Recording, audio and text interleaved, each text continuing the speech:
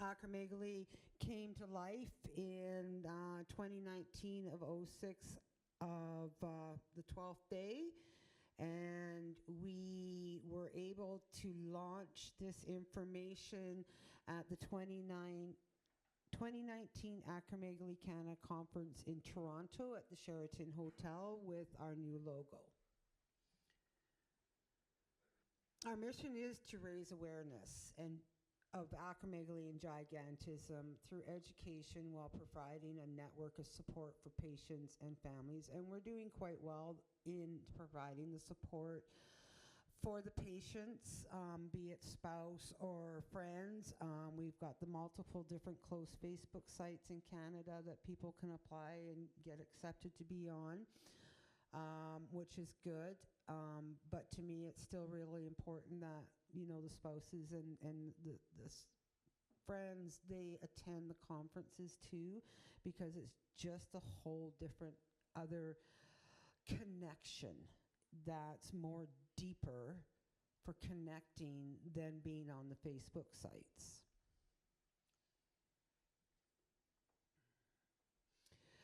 We created and sent out brochures to endocrinologists and GPs and other specialists to share with their patients. We did it in both English and French.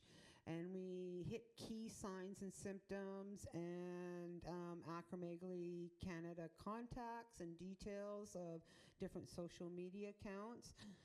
We do have a PDF version available on the website if you want to go in and download it, because you want to take it to a specialist and hand it to them so they have knowledge of our organization. And we would actually muchly deeply appreciate that if you did that. We created the visual interactive website of signs and symptoms and 3D visualization of changings that occur with acromegaly over the years, which I thought was pretty cool. And we have icons you can click on to read about the signs and symptoms, an auto guide, and it's in both English and French. And there's a link via the Acromegaly Canada website. From my knowledge now, this creation that we did, Acromegaly, has been viewed worldwide, which is really awesome. I feel so proud of this project that the board members did, because I had a lady email me from across the world and said, I actually know more about my disease now by watching your Acromegaly Home website. We do have Awareness Day. Our Awareness Day is November the 1st. And what we like to do is take little quotes and from the board members, but also members on our close Facebook pages, just little quotes. And Heather creates it into the little quote, as you see, like the circle. I have a beautiful lady that lives on the other side in Newfoundland, and she's quite artistic with this, doing these things.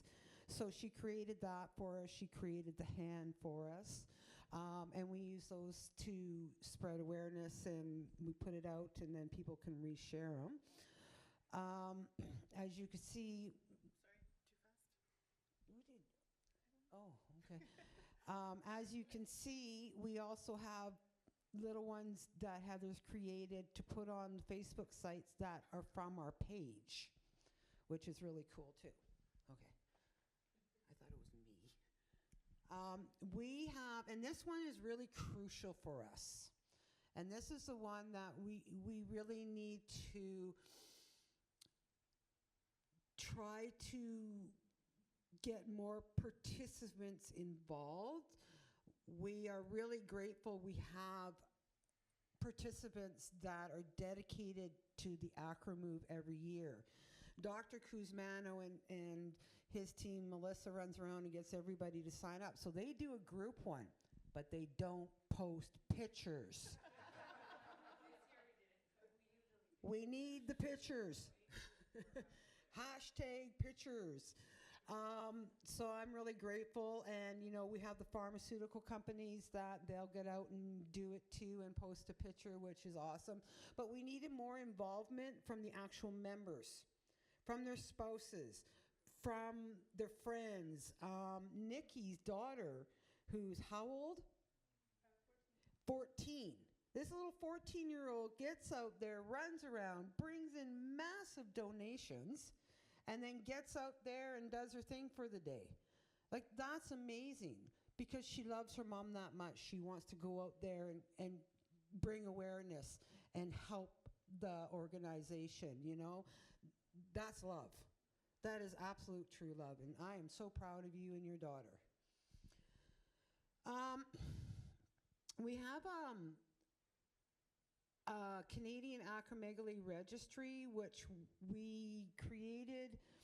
Well, we came together, myself and the endocrinologists across Canada that treat acromegaly patients. We were brought together to create a Canadian Acromegaly Registry because we want to understand the stats, but just not the stats from the patients, but the stats from the patient. I got to reword that. So we don't want to just understand the stats from the doctor's stats. We want to understand the stats from the patient's stats. So the doctor's information is way different than the patient's information, that we sign up and we go on there, and once a year they send out a reminder that we need to go in and update our information because it might have changed over the year. So our questions for the patient portion is way different than the doctor's, so we can gain more knowledge from the patients, which will in turn help the specialists, but also help the patients to learn more. So if you haven't signed up for this as a patient, I really would like you to have you sign up. We have our annual general meeting, usually end of May, first week of June, because that's when we were stamped and approved. And we have 2 months to get our new information in to the federal government or the government of what we're doing and who our board is. So we have our meetings. We post it out so people can apply or attend the meetings, because it's just not for the board. It's for all members, for the spouses, you know, even friends, to get on, come and join the AGM meeting, find out what happened over the year, where we're doing, what we want to do in the future. But it also, we do elections. So we like to elect people to come in on the board. Like, we have the directors board, we've had the members board. Sorry, we have committees. We've got the committees, we've got directors, and then we've got the board. Oh, like the executive board. The executive board, right? When I signed up for all this through the government, I made it 10 members or 10 directors on this with the side committees. So we need people to help run side committees too. So I know that Heather's going to chat a bit about that, but we would love to have more people involved.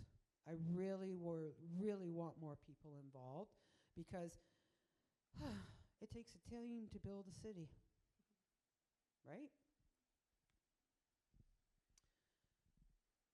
Might go? We're good? Okay, so this just gives a bit of an overview of what we're doing in terms of communications to try to raise awareness. We are on a number of different social media platforms. We're not on TikTok. I know that's something we probably need to do. Yeah, we can talk about that at some stage. Or if somebody in the audience wants to volunteer to be the face of our TikTok, that would be fantastic. Excellent. Actually, one of my ideas was TikTok, because like JP said, 15 seconds gives you a little TikTok. Yeah. I know I was nominated to do it, I just haven't done anything with it yet. I can do it because I do about 1,200 in a year. Perfect. All right. Anyway, I just included a few numbers here on year-over-year growth and what we're seeing on these. We've also got our website, AcromegalyCanada.ca. We get views from all over the world. I think This past year, it's been the US, China, and Ireland have been our top 3 international countries for visitation. So it's just great to see that, even if information on the site, some of it is general and applicable to them, so they're getting that information and just, raising more awareness about acromegaly in general. As far as some of our social media campaigns go, we've got Acromegaly Awareness Day on November 1st, which Deanna's already talked a little bit about. We would absolutely appreciate if people do want to send in quotes so that we can create more graphics. I just feel like sometimes we're recycling the same stuff over and over, and everyone always likes to see fresh content. So I typically try to put up a post in the closed groups, just kind of get ideas from people. Obviously, it needs to be quite succinct because I need to fit in that little quote box. But yeah, if anyone has anything that they'd like to see, we don't necessarily need to attach your name to it, but it just gives us something, a fresh perspective to look at. Rare Disease Day happens February 29th when it exists and February 28th when it doesn't. That's a campaign that's put on globally, so we kind of tap into that. There are some resources that exist from the Rare Disease Day group, and then we try to add to that from an acromegaly perspective. And again, those resources are available for download on our website, so please feel free to save them and share them out on your own socials. The AcroMove campaign as well. Love to see some more photos from participants. And I will note that one thing we ran into this year is hashtags are great, but because we're coming at it from an account perspective, if you've got your privacy settings set to a certain level, we actually don't see the posts. And so it's really helpful if you can tag our channels, because that way we can help to share things. Acromegaly, the registry, and then obviously our conference as well are some of the other major things that we talk about. And then this is just some more information that you can find on our website, just some general information about signs and symptoms, treatment options. We do talk a little bit about what's available in each province that you can access from a, what's the word I'm looking for? Perspective from what's covered under your provincial or territorial plan. So there's some information there, and then we've got links out to the support groups, and those are also in your programs this year as well. Fancy little QR codes to get you there. From a fundraising perspective, Nikki is our champion on this, on the board. We've got our AcroMove campaign and raised $2,000 this year. We'd love to get more people involved and keep upping this total each year. And then we're also running a new campaign called FundScript. So we did this last year in the lead up to the holidays. It's a gift card fundraiser. We get a percentage of each gift card sold. You get the full amount of your gift card. So it's basically just if you went in and purchased a gift card, that's exactly what you're getting, but we get a little bit of a kickback around that. So really helpful. We will be launching that starting on October 15th, so please keep an eye out for that, and you can get your Christmas shopping done early. We've also got a family and friends committee. So we have in the pamphlet and on the website as well some information, much like what Kevin was talking about earlier today, strategies to help your loved ones, suggestions for dealing with challenges, ways to encourage self-care. Sorry, I realize I'm reading my slide and that's totally a no-go, but it's been 2 long days. There is a private group on Facebook. Absolutely encourage you to join and to get involved with that. The admin is actually Nikki's husband, Grant. And if you would like to join that, as I said, the code's in the book, or we've got the link here as well. You may recognize some of these faces. This is our current board. We are looking for more individuals to join the board. And as Deanna mentioned, to help out with the committees as well. So if you've got any expertise, any ideas, anything that you would like to do as far as fundraising activities, communication activities, or support activities for family and friends, we would love to hear from you. You don't necessarily need to officially come on the board, but even if you just want to help out with a one-off campaign, we'd really love to hear from you on that. Did you want to talk about specific roles that we're looking for? Yeah. Connie Jeffrey was on our board since the get-go, and was on as the first vice president. She was a tremendous support for us, just a great champion and advocate and soundboard. But she's decided that her term had come to an end, so she has resigned, and we would like to just give our sincere thanks and our best wishes to her. And obviously, we will still keep in touch with her, and she does still want to help out when and where she can. So here are some of those current opportunities that I mentioned in terms of roles on the board of directors. We are looking for a secretary. Nikki and I are just kind of trading off who takes notes for the minutes at each of our meetings right now. And then we're looking just for 2 directors at large. So those roles are basically you attend a monthly virtual board meeting with us. We talk about different ideas to raise awareness, fundraising campaigns, that sort of thing. So well, you've met us all. We're a fantastic group of people. So it would be great if you could sign up to, or if you want more information about what that entails. I know sometimes it can sound a little scary to join a board of directors, but it's really not. It's such a great activity, and it's a nice outlet. You feel like you're doing something positive around acromegaly. So we've decided that you don't have to have acromegaly to be on the board. You can be a spouse, you can be a friend, or if you are in a position where you are actively involved with acromegaly or working on projects with acromegaly, you're welcome to join the board. Melissa? So we are looking for people. Definitely the committees. Nikki's been doing the fundraising for a lot of years, and she's kind of been doing it on her own, and I'd really like to see 1 or 2 people jump on board with her and help her with the fundraising, but also help her come up with other ideas for fundraising, right?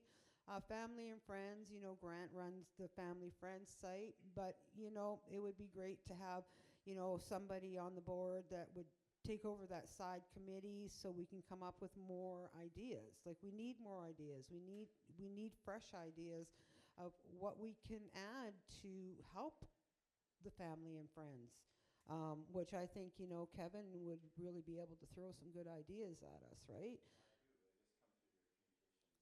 Yeah. So, and then, what the other third one was what? Communications. Heather is a powerhouse. It's just like, Heather, I need this. Yep. And I can walk away with total confidence that she's all over it and get it done. But I also know she works a full-time job, and she has a young son that's 10 and is very active and into sports, and she needs that quality time with her family. And I know Heather, she'll stretch herself to she's a band, and then, it lets go and she needs to rest because she stretched herself that much.